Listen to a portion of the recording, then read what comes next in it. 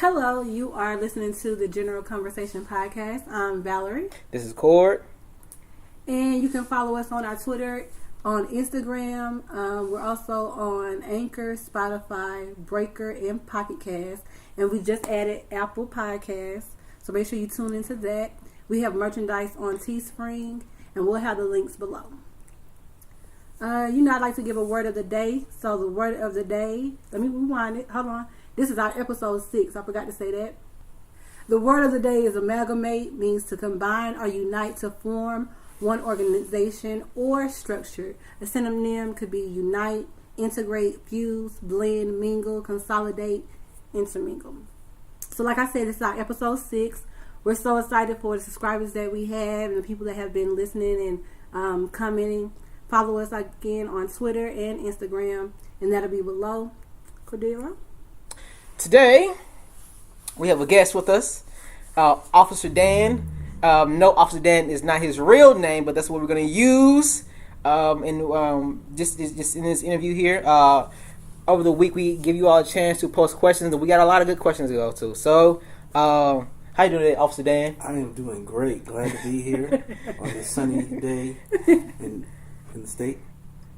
Right, in the state. In the state. Mm-hmm. So we're not going to release any too much detail about where he patrols or anything like that because of obvious reasons. Right, but he is an active officer and in the city. And so we're going to ask him a couple questions that you guys have sent in and kind of do scenarios as well to kind of give you guys some information. And hopefully you guys can get, some feedback, or you can get some idea kind of what his day is like. And if you have any questions below, comment below. This won't be the first time or the last time rather, that we'll be doing this. So we're going to get it started. All right, Officer Dan, if you could take us through a day for you, like what time you get up or when you ready to clock in. What's your average day like? Oh, it's a lot going on in the day. It's anything from traffic stops, 911 calls, traffic accidents. It's a lot. It could be anything. And you don't know what the day's really going to bring you, but you start the day at the precinct. You get your patrol car, head out of the precinct, drive around, answer your 911 calls. They come up. Somewhere in there, if you do a traffic stop, if you can, just to show, some police activity in the area. That's what the citizens want in most jurisdictions around the state. Just kind of being seen and whatnot. Mm-hmm. So let me ask you. I know you said that you guys answer 911 calls. What is a typical, on average, that you can get to an emergency? You think? It depends. Right now, the way the jurisdiction I work right now, they just changed some things around, so there's a lot of new addresses on our area. Okay. It could take anywhere. It just depends. Like if it's a hot call, like somebody shot, somebody stabbed, somebody just got robbed, they want us to respond as quick as possible with lights and sirens. So that could be anywhere between 1 and at the most, I'd say 10 minutes, depending on where the officer is coming from. If it's a normal call, like a larceny, a traffic accident with no injury, something like that, like, larceny, somebody got something stolen from them, like that from the house, shoplifting, something like that. Those can take significantly more just because they're not a high priority call, meaning nobody's in immediate danger. Exactly, nobody's in any immediate danger. Nobody's injured. So you guys wouldn't put on the sirens for the larceny? Okay, gotcha. Mm-hmm. Okay. It's good to know. So it could take anywhere between 4 minutes to 20 minutes. Just depends on where the officer's coming from. Is it backed up? Did he run into something on the way to your call, like on the way to your larceny call? Did he get held flagged down by an active dispute on the side of the road? Was there a traffic accident that occurred in front of him?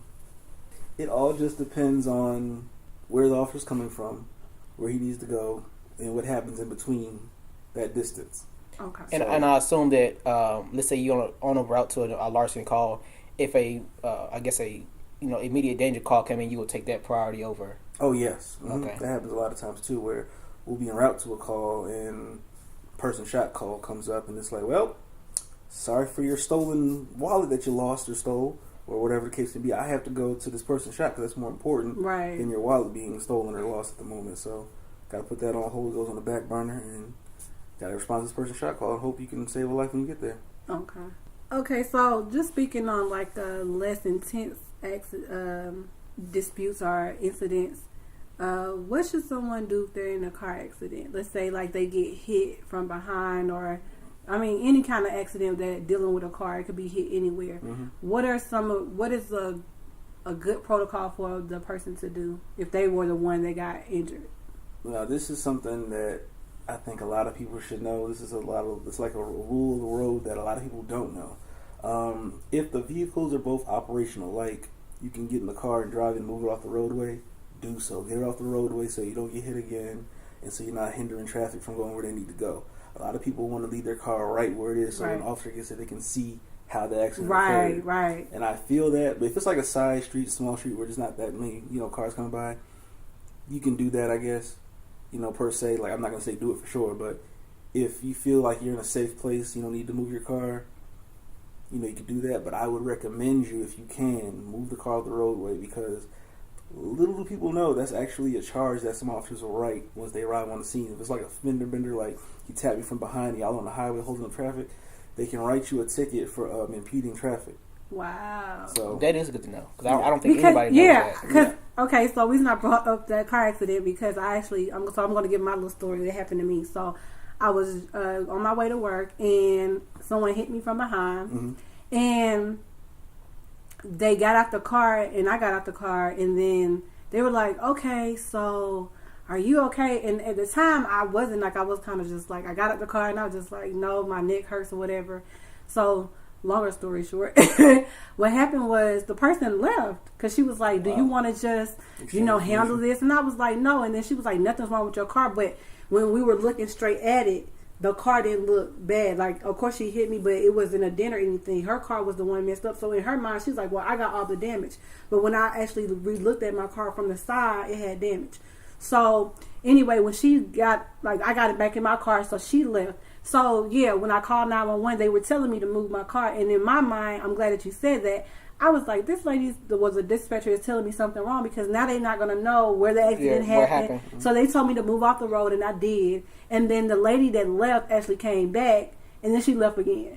So the officer once the officer got there, and they had a minute to get there because I guess the address that I gave them, the streets, the counties are a little different. So when I first called, they dispatched one county that wasn't for it, and then so another county had to come because I was right on the border. So when that person came, it was like the address wasn't right, and I'm just like, okay. So I'm just sitting in the car waiting for them. And so when they finally came, the officer, he was really nice, and he was just like, "I don't know why she left. Like, now this is a felony because you left the scene of the accident." Mm-hmm. So I think a lot of people don't know that too. Like, they're scared, they're nervous. Nobody wants to get in trouble, especially if you don't have insurance or whatever. So that was my little incident. You do not want a felony. Yeah, because that's a felony when you leave. So that's why I brought it up, because that actually is a real life. That's something that happens to me, and I was just like, how do you just leave? And that happens every day I'm at work. Actually, really, when we get an accident, it's guaranteed out of the thousands of accidents we handle a day as a department, that happens a lot. Like, it's on this person, it's on that person, it's on this side of the road, it's on this side of the road, it's on this jurisdiction, oh, it's on them. It's right. On, so now the departments are arguing over who's going to take the report for this car accident, and it's like getting bounced back and forth. Oh, you're at the intersection of this street and that street. Oh, you're in the intersection of that highway and that highway. It's on you, it's on you. So that happens. Mm-hmm. I'm not going to say it doesn't. It definitely happens. That's one of the things that they need to get better on, because a lot of times they'll give the street they're on in the intersection street. Right. And that's how you're supposed to give it. But a lot of people give this street first and then the street that they're on second. So that'll mess up how the dispatcher dispatches it. So then we'll be looking for you like, I'm on Spaghetti Junction or whatever. Where are you? I'm just giving out a random location. Right. So if you're on, let's use Spaghetti Junction. Okay. That's 85, 285. So let's say the accident's on 285 underneath Spaghetti Junction, but you say I'm at 285 and I-85 North. Right. Okay, cool. So we have to look through all those streets to figure out where you are. Spaghetti Junction has 15 on and off ramps sprinkling around it, so we don't know which ramp you're on. So we actually have to go back and ask them, are you on the northbound ramp to 85? Or are you on the southbound ramp to 85? Are you on the eastbound ramp to 285? Northbound ramp to 285? Where are you? Right. So that can take a while too. So yeah, what I was saying, I was going to ask is, so you're saying when someone gets into an accident for location purposes, they need to give the street they're on first and then the intersection. Yep. Okay. Okay, right. cool. If they can't get any physical number, let's say if you're on the highway, give the highway that you're on, and give the first sign that you can see in front of you. Right. If you Okay. can't give that sign in front of you, then look back on the opposite side, see if there's some signs behind you can see, and then just let the dispatcher know I'm on this highway, northbound, eastbound, because you're on 285, you'll know, you got eastbound, westbound, northbound, southbound. If you're on 20, wherever you're at, you'll know. So you'll know what direction you're traveling. I'm on I-20 east at the Lithonia exit. Turn the hill or whatever. You can use whatever name you want, but you'll know where you'll be able to look at some signs somewhere and get it. But if you're on a street, like you're at a BP gas station or something like that, say I'm at the BP gas station at 2591 Burkhauer Street or whatever. So let me ask you, I just want to go back to in an accident. Mm-hmm. So, a lot of times it's word of mouth, right? Mm-hmm. So he said I did this, she right. said that, yeah. So why, I understand you saying we should get out the way and not impede traffic and things like that, but for instance, like we're trying to tell you, like, this is how the person hit me. Mm-hmm. I need you to know that. So what do you suggest they do? Because now 80% of the time I can say, once I get the sides of the stories and I can see the damages to the vehicle, okay, you can kind of recreate, okay, she got hit in the front fender by the left side of that car, whatever the case may be. Mm-hmm. You can kind of gauge it. You can see a tire scratch marks on the roadway where the person slammed on the brakes or didn't. If you look at an accident scene, you can see the point of impact because metal from the car tends to go down and hit the ground, and that's the mark of impact. If the damage is extensive enough, you can see the oil or the transmission fluid, the power steering fluid, some kind of fluid comes out the bottom of the car, and that's another good sign of where the impact was. And if the impact pushed the car in a certain direction, you can see that too, because the fluid, of course, is dripping the whole time. So there's a lot of evidence in a traffic accident that you can see as an officer when you know what to look for after a while, how to gauge who's at fault, especially if it's at an intersection of traffic lights. There's a rare occasion where you can't tell. You just cannot tell. So when that happens, in my field of work, a lot of times where you genuinely cannot tell who's at fault, the officer will typically cite both parties for whatever infraction you believe they committed, and just put in the report, this driver said that, this driver said that. On my conclusion at this time, I couldn't tell who was at fault, so I cited both parties. And then at that point, it's up to the insurance companies to regulate or dictate who's at fault for the accident once they do their investigation. So when you cite a party, that means you're giving them a citation, right? A ticket. Yep. Okay, so does that ticket fall off when the insurance? Yeah. Once the insurance company says who's at fault, they'll submit all that, and then whoever's at fault will have to pay their deductible on whatever the situation may be. And then I can't say for sure how it happens in court. Off of my personal experience that I've seen when I've been to traffic court, if both parties have been cited, the judge wasn't there either, so they don't know who was at fault either. They didn't see the accident. There's no camera footage or whatever. So the judge will just dismiss the tickets.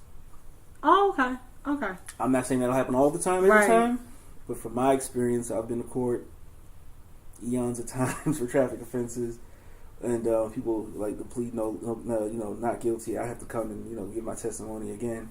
But a lot of times, people that the judge wasn't there to say who to put at fault for the accident. He comes with two people who have the ticket for the same accident.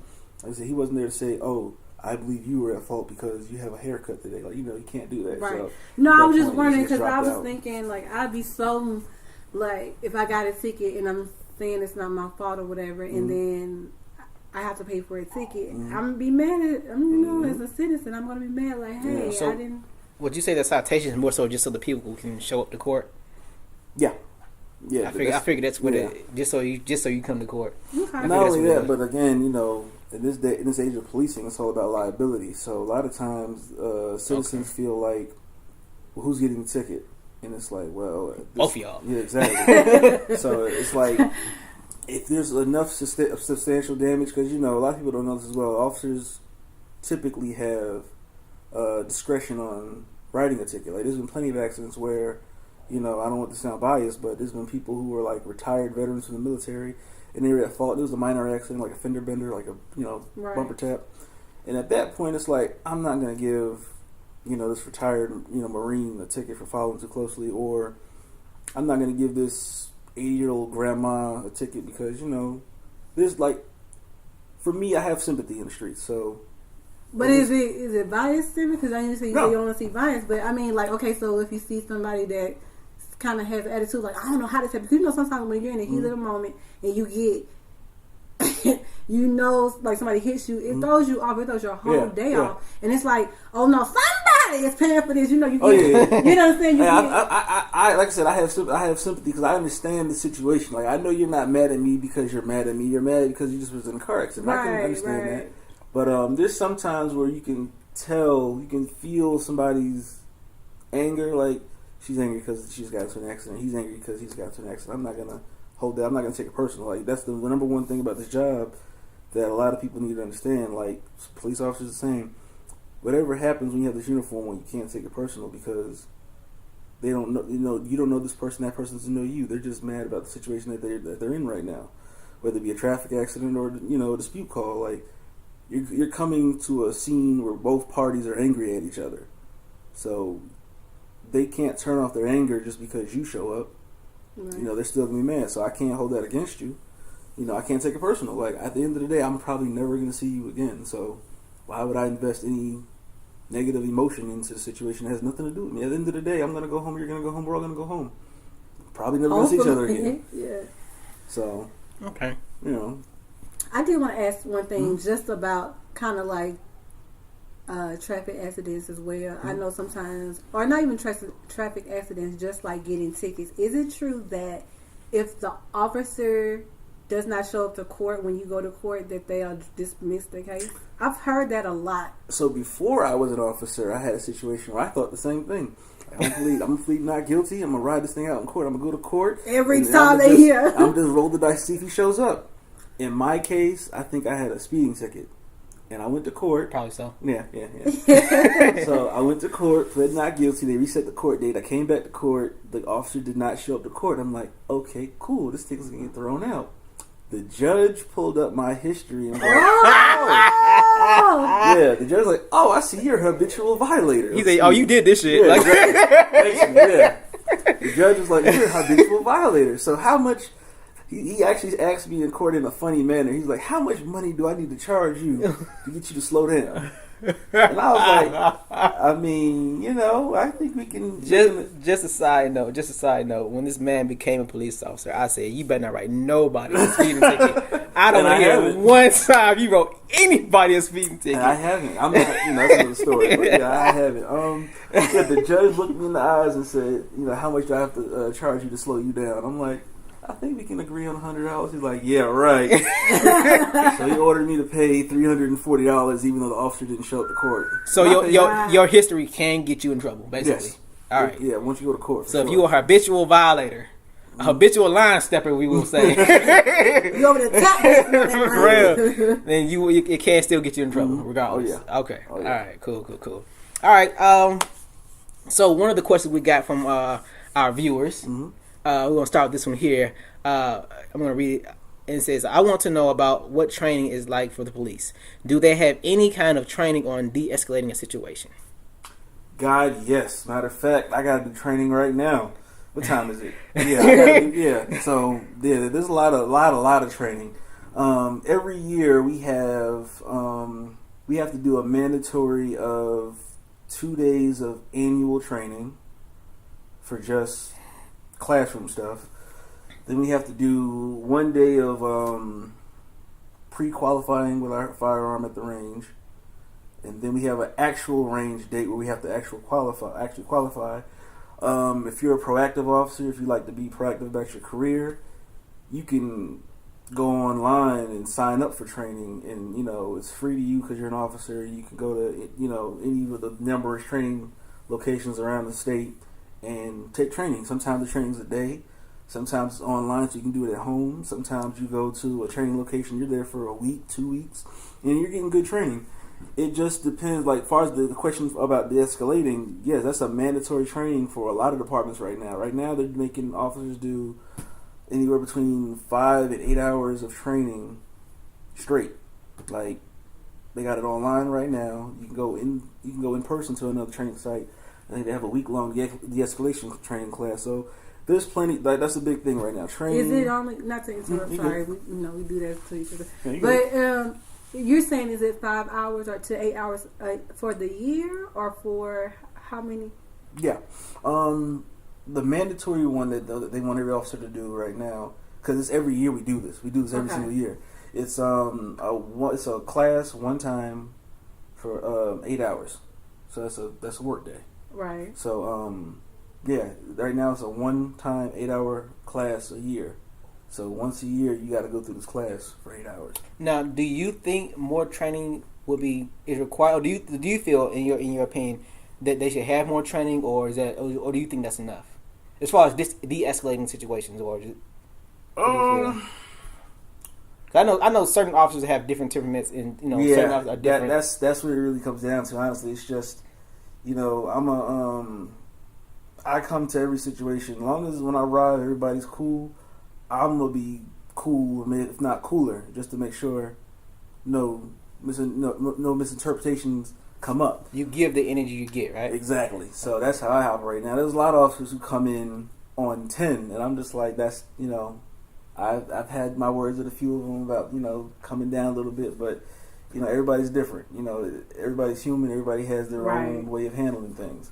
So as far as de-escalating goes, I want to say I believe that's enough because it's repetitive after a while. Like there's only but so much training you can give on certain topics, especially de-escalating. Because the thing with this department is that a lot of people think everything's going to be black and white. It's either yes or no. It's cut or dry, and it's like every situation is not that. Like every situation is not going to be, it's not like a line book. Like if this happens, do this, and then do this, and then do that. Because there's a lot of times you may skip some steps may, because of the situation. Like, if you're in a situation where you're fighting with somebody and you're not using any force, and he pulls out a knife, then I got to switch to using, my next use of force. And then, if he goes to, pull out a gun, I'm skipping taser, OC spray, aspartame. I'm skipping all that to go straight to the gun because now I'm about to die. So there's some... They call it a ladder, escalation ladder. Right. Sometimes you got to skip some rungs on that ladder to get to where you need to get to. Just save your life or save somebody else's life. Yeah. So, de-escalating case by case is going to be different. As far as the training goes, like I said, it gets repetitive after a while because you can't train for every situation. No, you can't train for every situation. But I will say, for example, when you were saying that they have online courses or whatever. First of all, let me just say that I'm not saying this is what you guys are doing, but I've been in situations where we've all been there. We get hired, and they say, "Okay, you have to take this orientation," and it's telling you how to talk to a customer. And of course, you just go through it and like, "This is what I should do." So you're just gonna go through it. You're probably not even looking at the little. They got an animation and everything. You know how to answer the question. Right, you know how to answer the question to get past it. But I'm gonna just say, as a citizen, while hearing only 8 hours for where you're at, to me that seems in a year. I mean, I think some CPR courses, they make you take it every 6 months or something like that. Well, I think they give you 2 years on it. But I mean, just some things you have to for example, I know for certain, I'm not going to talk about CPR because I think CPR lessons for 2 years, if I'm not mistaken. However, like when you have security, I know for a fact when you have like software on security on like laptops and things like that, they almost every 3 months or so, because there's always. So I'm like, yeah. Like you said, you can't say for every instance this is going to happen, especially when you're dealing with different, a man, a woman, different crimes, different people mental state, if they have it all together. Of course not. But you can't tell me in 8 hours that we're going to get this all together and that more training is not needed, in my opinion, just because things are different. And let me tell you, if you're already in something that can be simple as a car accident, you come in it and it could be regular, and then all of a sudden the person gets mad and some people take a minute for them to calm down. They already having a whole attitude, and they're just talking crazy and belligerent, and now they like, man, they doing all this stuff, walking back and forth and pacing. It's like, okay, I got you. You know how people always make these threats sometimes, and I just feel like if those things are happening, and like you said, you try to match what they give you, or you try to come cooler, I think that more training is needed, because things can a simple traffic accident can go from really bad just like we hear it out, we see it out in the media and everything. How a guy can be telling mistaking this for a gun or mistaking this for a weapon, and I'm like, training of course it's the officer who shooting somebody, an unarmed person, but there should be things in place. I don't think 8 hours you can get enough of training to say this is what I need to do, especially if people got mental issues or But that's things what I'm like saying. We were just talking about de-escalating, de-escalation. There's other training that to be had that covers everything that you said. There's you got CIT, CRT, all that. What kinds is of CIT for? Crisis intervention. Okay, So is that for somebody who mentally? Yep. Okay. Yep. So we have that kind of training. We have they have something called survival skill training where they want you to focus your eyes on what you're being presented with, because like you just said, you don't want to have a situation where you mistake the wallet or a phone for a firearm. Right. So they make you train. Like there was one scenario where they had, where we have a paintball suit on. We're using paintball guns. Okay. It's a simulation situation. So there's a person that walks by you and he's holding a badge up.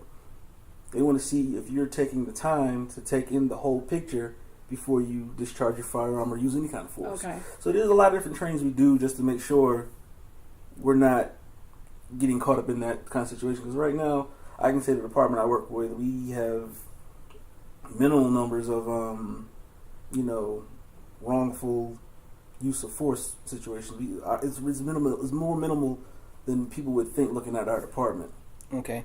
Here's my question then. Let's say you do have some of those officers who get, I guess, multiple complaints against them. Is there there's a set number? Okay, you got 10 complaints against you. You need more training in this particular area. Because after what you say, like she's saying, 8 hours of de-escalation training, of course, that's good for maybe some officers, those who have sense about it. Do what they're supposed to do. Right. But then you have some officers, like you said, who come in the situation, they're on 10 automatically, all the time. and then they'll never come down. So now you have people, they filing their complaints, say, hey, excessive to force. Either about the third or fourth time, you're like, hey, Officer Johnson, you might have an issue. You need more training.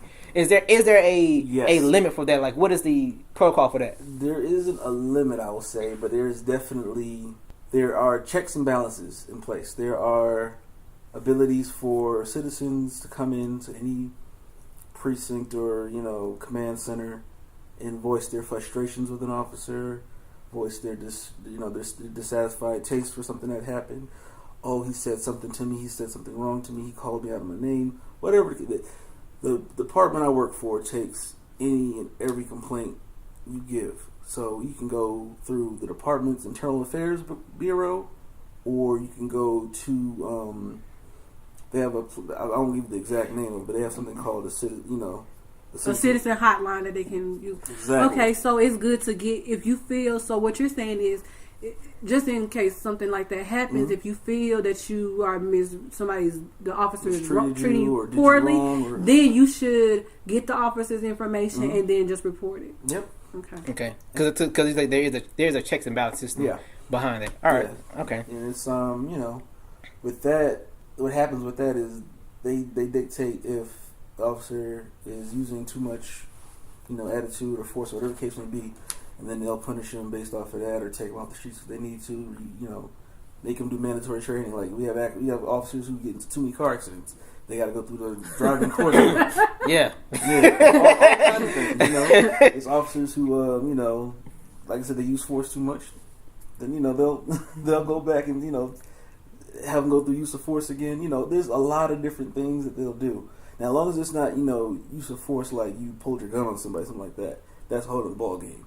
If they feel like you're being a little extra vigorous, or you're going hands on too soon, or whatever the case may be, like that, because that can cause legal action, they'll take you off the streets immediately until they get that figured out. Is it something you're really not doing right, or is it something you're missing? They'll have you reevaluated. So I got a question, just speaking on that, just basically the checks and balance and holding officers accountable. How do you think being video and having your camera there, how do you think that has helped helps to shine a light on what's been going on? I'm in the middle, because the videos will save you. If you're doing the right thing, the videos are always going to save you. Now, we're in the age of policing right now where, I'll be honest with you, There's some officers who are old school. What does that mean? Can you elaborate a little bit? They're used to policing how you policed in like the 80s and 90s, real rough and aggressive and gruff. Oh, okay. And, you know, they're used to, you know, being that kind of police officer. And then you have the new millennial policing, which is, you know, I guess my time frame, my generation or whatever. And we're used to having cameras in our face. We're used to having screens in our face all day. We're used to, you know, people asking us a lot of questions, Right. coming up to us and wanting to talk to us. And I'm cool with all that. But at the same time, there's a right and wrong way to do everything. So you can film. Like, I don't know if a lot of people already know that, but you can definitely film any police activity you see. If you see an officer walking down the street, if you see an officer driving by or a traffic stop or whatever, you can film. You can film all you want, just as long as you're standing at a safe enough distance from the situation. So if they're in the street doing something, you gotta stay on the sidewalk. You can't come in the street. Right. If you're in your car, you can't hold up traffic to film. Right. Yeah, I just mean like kind of one-on-one. You know, like sometimes, let's say you get pulled over and the officer say, "Oh, you were speeding," and you say, "Okay." And sometimes, you know, they have these scanners, and it's like, "Okay," and like, you know, tell them a business. But I've been pulled over for speeding, and they say, "Do you want to see?" Right. Haven't we all? Right. Like, I don't know what the speed limit on here, but and they say, "Do you want to see the scanner?" I'm like, "Yeah, I do." Okay. Even though and then they're like, "Okay, the scanner's broke." I'm like, "Hold on, you just said the scanner." You know, so that's another situation. Right. That's a little truthfulness, but yeah. So yeah, we most officers in this day and age, there's not too many jurisdictions that aren't, but a lot of jurisdictions have switched to body cameras. Yeah. And I don't know if everybody knows, body cameras are public record.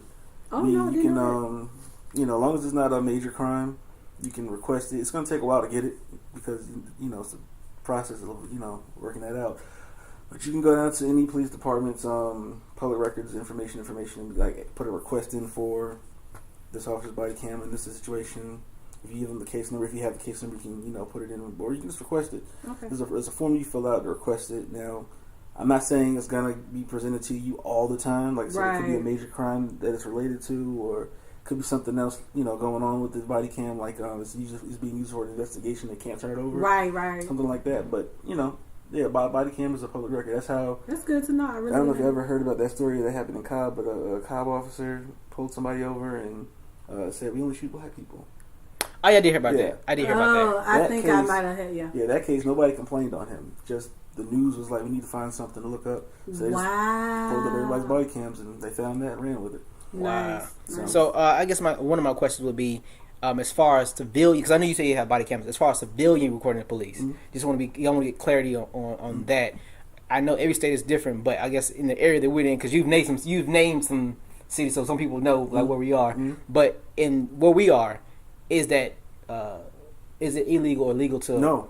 Matter of fact, if an officer stops you from filming, a lot of departments have moved to disciplinary action on that officer for stopping you from filming. Okay. So where I work, if you stop somebody from filming, take their phone from them, or delete their video of filming you, you'll get fired. Okay. Because like I said, you know, you name some areas, so some people know like the general state where we at now. Yeah. But you know. The officers will get terminated for it. It's not even negotiable. It's like you did what? You stopped somebody from filming you? Termination. So one of the questions that we got from one of our listeners, they wanted to know what is the protocol for an officer who has a partner with a particular racial bias? Can they get a new partner, or are they stuck with them? Good chick, where you at? I have not had that situation. I haven't met any officer with that situation, so I can't answer on that one per se. I don't know. Most departments I've seen, they ride one man. Like, they don't have no officers to put two people in one car. Okay. So we can kind of come back to that one. I haven't seen that's interesting. Like, well, the thing, my department I work for, if they found out that was going on, they wouldn't tolerate it, and that officer would have something happen to him. I don't know if he'd be terminated, but he definitely would be reassigned to another assignment that wouldn't interact with the public as much.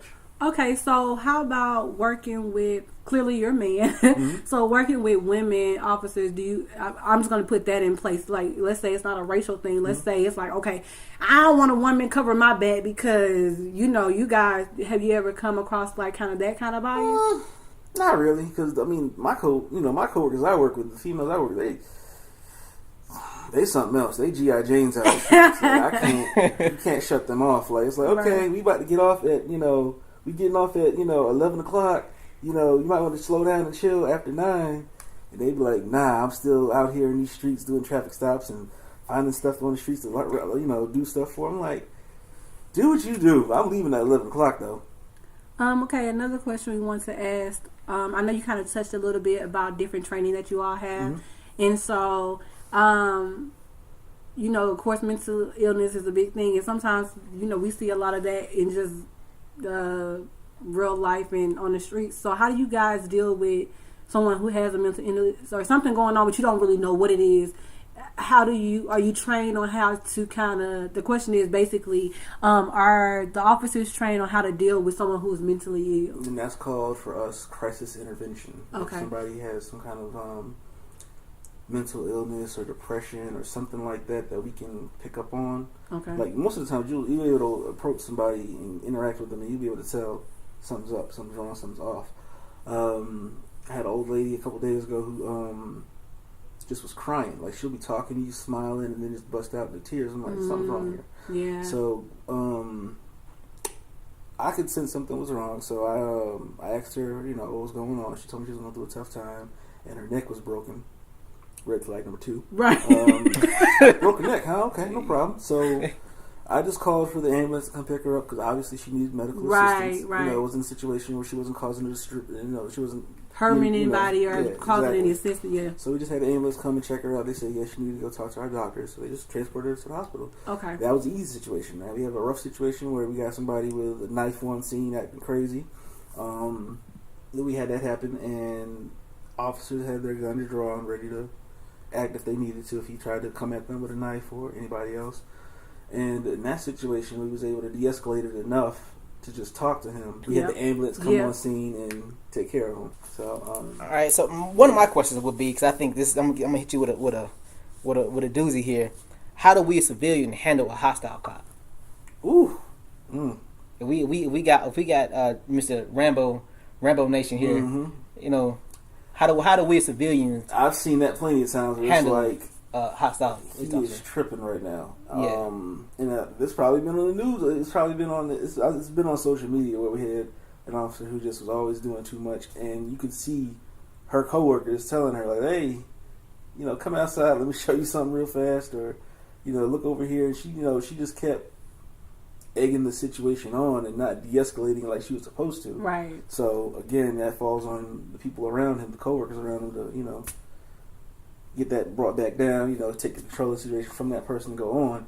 Now, if the situation is just you and one cop right here flipping out, don't be combative. I know it's hard because I know especially men, we have a high level of pride, and I know there's a lot of women as well that don't have a high level of pride. It's just you got to do like I said earlier. You got to put your pride aside. I know the situation is rough right now. He's telling you to do all this crazy stuff. I know I'm gonna catch a lot of flack for saying this, but just go ahead because we comply the best you can to get through the situation, get his information, and take it down to either the citizen hotline to complain, take it to the precinct to complain, or you can go right to the internal affairs department to complain.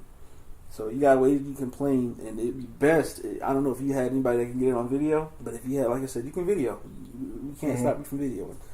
So as long as you're not detained, video all you want. At that point, if you got the video footage, that's proof in your complaint. If you don't have the video footage, it's going to be your word versus theirs, and that's going to be a hairy situation. I'm being honest. That's going to be a hairy situation where it's kind of be like, well, who do you want us to believe, the officer or you? Okay. I kind of wanted to go back a little bit about, when you said you had, you could have a person that had a mental illness that had a knife or something, and you're trying to get them under control, and so you guys have your weapons draw in case you need to use it.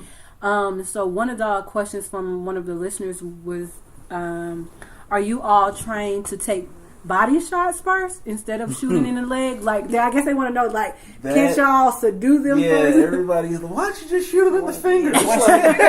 Why don't you kneecap them first or something? Versus send them ass. This is a situation everybody swears up and down. You need more training on this, and it's just like the problem with policing right now is because of the liability shift and all the news articles that come out, all the newsworthy situations like, Mike Brown and Right. Sandra Bland, all those things that came up, there's more of a liability that people don't want to do this job no more. So there's less people who are firearms A1 like that. Like, Rambo, I could shoot the seed off of a strawberry. Those people, we're not getting them anymore. So now we're getting people who've never shot a firearm in their life or aren't that great at shooting. So that's, that's not to say, officers can't shoot. But when we're training with a silhouette. Like, you've seen the paper targets. Right. And, that's what we're trained on. So y'all, that's true. So you guys don't even have legs. And I guess they got the... Well, there's still arms and stuff in the thing. Yeah. But the situation is, we're trained to shoot from between 3 and 25 feet away from the target. You got to factor in the fact that, people move. People are moving, people are running, whatever the case may be. So, okay, let me just look right there. Yeah. If they're running, guys don't need to shoot, right? If they're running It away. depends on the situation. Okay, can you elaborate? Forcible felony, like, let's say he just robbed the bank, he still got a gun in his hand. You gonna let him go? No, but I'm not going to shoot him in the back. Why not? Because he has a gun. You can shoot He him has the means to cause more physical harm because he has the firearms. If you see the firearms in his hand, you just saw him use it offensively against a group of people. That means he can do it again.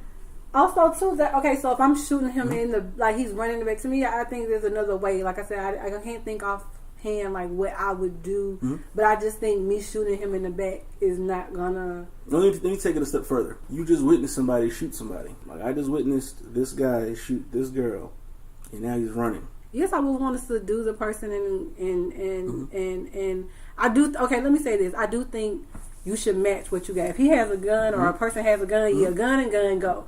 I'm just saying, if he's running, like, isn't that a liability too? Like, what if he's running and I'm shooting at him? It's civilians. Oh yeah. There's, like I said, you know what I'm saying? Like, I just think it's a hazard in that kind of situation. Yeah. It's not like a situation where, I saw somebody running with a gun, I shoot him. No, okay. You will be fired.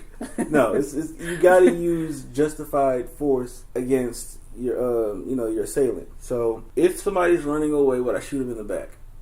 I need the totality of the situation. I can't say yes or no to that question. Situation, like I said, if I just witnessed him shoot somebody else and I'm in a good enough distance where I believe that I can make this shot, go for it. Now, if you miss, you're gonna be liable for that.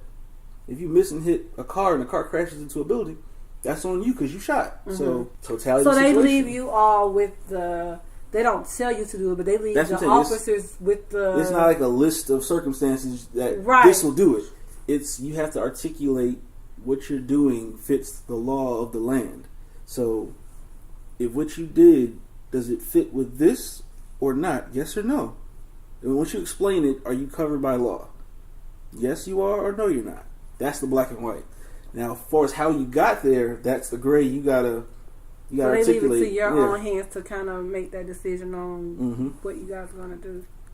But okay, so we can both be officers. I could be an officer. You can be an officer. Right. You could see the same situation I just saw. You may not shoot. I may shoot. Right. I may not shoot. You may shoot. Then when we go to the superiors, we got to explain to them the justification of why we did or why we didn't shoot. If you can articulate it and it sounds like okay, I didn't want to shoot this person because he was running and I knew I could call the officer, have him cut off over here. Yeah, and so like for example, him like I said, you can take training all throughout the year. Like I took training to be a marksman rifleman. I can shoot the wings off of a fly. I took that shot. Where you, I only do my mandatory 10 hours of training a year. I didn't know if I was going to be that proficient with my firearm to shoot that clear of a shot. Then you decided not to because you know your skill level. So when you're shooting him, okay, so he's running, you're shooting him, you're shooting to stop the target. Okay, by any means necessary. That's what the training is, to neutralize, stop the target. You shoot until the target stops. So when the viewer asks, "Are you trained to take the body shot?" You guys are trained to take the body shot. Then. Yeah, that's the biggest part that we can guarantee a shot on. So I have more of a chance of hitting the center mass. Right. We're trained to hit center mass. We're not trained to hit limbs and nut because that's a smaller target. If it's moving, turning, sliding, whatever like that, we're not. That's the movie magic right there. Shoot the person in the arm, and the leg, and the finger, and the hand. Everybody keeps saying, "Why didn't you just shoot him in the hand?" It's like, well, we having hard enough problems keeping these officers just to shoot this big target that ain't moving. You want us to stop them and shoot a moving, smaller piece of target? It's like It's impossible. Okay, just to delve into that since we're talking about shooting. Mm-hmm. Okay, so in these situations where you have someone that is unarmed, but they may have committed a crime, they have. Okay, so for example, you may get a call and say he's armed. It's an armed robbery, right? Okay. So then when you get there, he does not have anything on him. What is the protocol for you when you get the call that he's supposed to be armed and he's not, and then you have these instances that's been in the news where he's getting shot, or... So there's no uniform rule for every jurisdiction, every department. How we operate, let's say we get this call out where it's like a dispute with a weapon. What we found to realize is a lot of citizens say there's a weapon involved just to get us there faster. So they're like, yeah, I know him to carry a pistol. Wow. They're like, did you see a pistol today though? Nah. So why did you call and say this guy had a gun on him? Well, he usually does. Wow. But you didn't see it today though, so why are you making this, hyping up this call? So we're getting, the dispute of weapon call, we got to come lights and sirens. So when we drive lights and sirens, you got to think about it. That's more liability for us against the whole, the citizens, because moving in and out of traffic, lights and sirens, forcing people to move out the side of the road and stuff like that. People can crash, things can happen. That's more liability for us to be getting to this call. It's supposed to be a hot call. We get there, y'all just arguing over the last orange. So it's like, So in that situation, I wait until I see a weapon before I just start producing use of force options. Other jurisdictions, they tell their officers, if it's a disputed weapon call, you go with your gun out. This is how it is. Like, that's just the rule of certain departments. I can't say what my department does, somebody else, the next department does, because they may not. Like, it's just different. Yeah. It's just different. But I mean, if it's like a lot of things, where I work, you get a lot of repeat calls, a lot of repeat addresses. So you kind of know, oh, this is Uncle Frank and Junebug arguing over the last sip of moonshine in the fridge. So, they always call drunk, saying that somebody got a gun or a knife. And again, you don't want to get complacent. Okay, so I had a question. Are there quotas?